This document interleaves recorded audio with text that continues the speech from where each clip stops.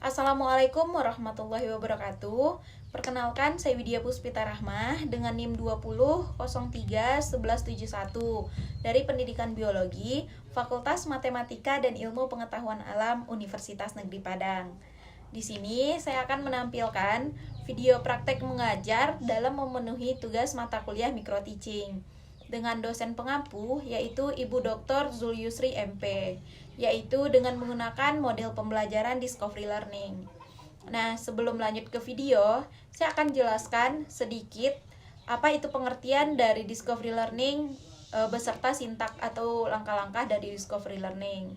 Jadi, Discovery Learning adalah pembelajaran yang mendorong siswa untuk menyelidiki sendiri, menemukan dan membangun pengalaman dan pengetahuan masa lalu dengan menggunakan intuisi, imajinasi, kreativitas, dan mencari informasi baru untuk menemukan fakta, korelasi, dan kebenaran baru. Selanjutnya, langkah-langkah atau sintak dari Discovery Learning, yaitu 1. Adanya stimulasi atau pemberian rangsangan, yang mana guru akan memulai kegiatan pembelajaran dengan mengajukan pertanyaan, contoh-contoh, atau referensi lainnya, anjuran membaca buku, dan aktivitas belajar lainnya kepada peserta didik, seperti penayangan video dan memperlihatkan foto. Yang kedua, yaitu problem statement atau identifikasi masalah, yang mana guru akan memberi peserta didik pernyataan atau identifikasi masalah. Guru akan memberi kesempatan kepada siswa untuk mengidentifikasi berbagai macam agenda-agenda masalah yang relevan dengan bahan pembelajaran. Yang ketiga, data collection atau pengumpulan data. Selanjutnya adalah tahap collection atau pengumpulan data, yang mana saat mengeksplorasi peserta didik, guru juga memberi kesempatan kepada siswa untuk mengumpulkan informasi sebanyak-banyaknya yang relevan dengan pembelajaran. Setelah itu, peserta didik harus membuktikan apakah benar atau tidaknya hipotesis. Yang keempat, ada data processing atau pengumpulan data atau pengolahan data, yang mana tahap ini merupakan tahap di mana guru mengajak peserta didik untuk melakukan kegiatan pengolahan data dan informasi yang telah diperoleh dari tahap sebelumnya. Data dan informasi yang telah dikumpulkan baik melalui wawancara, observasi, praktikum, dan sebagainya. Yang kelima, adanya verifikasi atau pembuktian. Pada tahap ini, guru memberikan peserta didik kesempatan untuk melakukan pemeriksaan secara cermat dalam pembuktian apakah benar atau tidaknya hipotesis yang telah mereka tetapkan tadi, yaitu dengan temuan alternatif. Yang keenam, adanya generalisasi atau menarik kesimpulan, yang mana tahap ini merupakan tahap terakhir dalam Discovery Learning. Pada tahap ini, guru akan meminta peserta didik untuk menarik sebuah kesimpulan yang dapat dijadikan prinsip umum. Kesimpulan juga berlaku untuk semua kejadian atau masalah yang sama dan memperhatikan hasil verifikasi dari pembelajaran yang telah dilakukan. Nah, sekian penjelasan tentang Discovery Learning dari saya. Dimohonkan kepada kakak-kakak, abang-abang, adik-adik, dan teman-teman semua dapat memberikan like dan komen yang membangun dalam video saya yang akan ditampilkan setelah ini. Karena salah satu penilaian dalam mata kuliah ini yaitu jumlah like dan komentar yang didapatkan. Sekian, terima kasih banyak. Saya harapkan komentar dan like yang telah diberikan. Terima kasih. Assalamualaikum warahmatullahi wabarakatuh. Waalaikumsalam warahmatullahi wabarakatuh. Apa kabar anak-anak ibu semua? Sehat? Sehat, Bu. Baik. Sebelum kita melanjutkan pembelajaran, coba perhatikan dulu kebersihan kelas. Kalau ada sampah, mohon dibuang. Habis itu yang piket, tolong ibu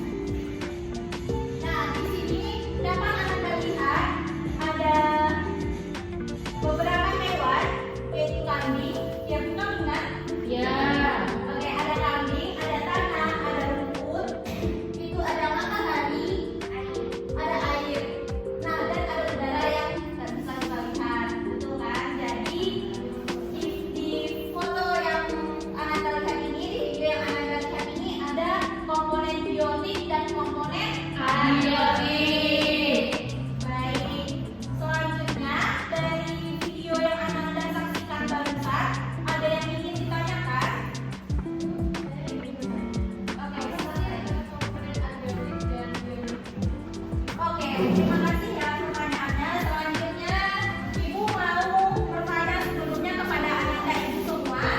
Ada nggak yang tahu apa sih komponen abiotik atau apa sih pengertian dari abiotik dan pengertian dari biotik?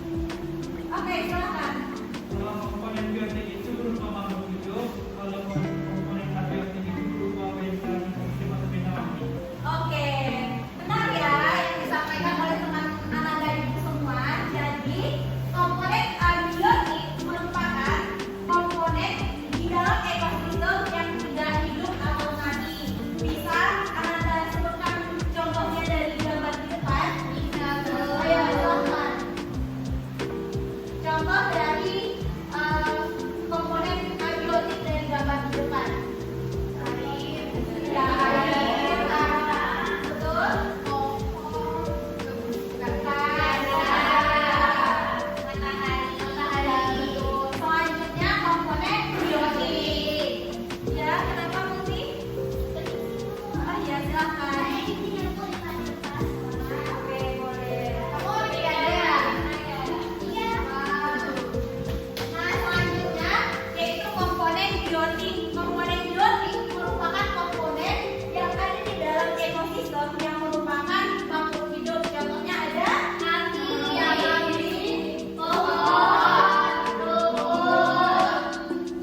pohon, itu merupakan komponen biotik.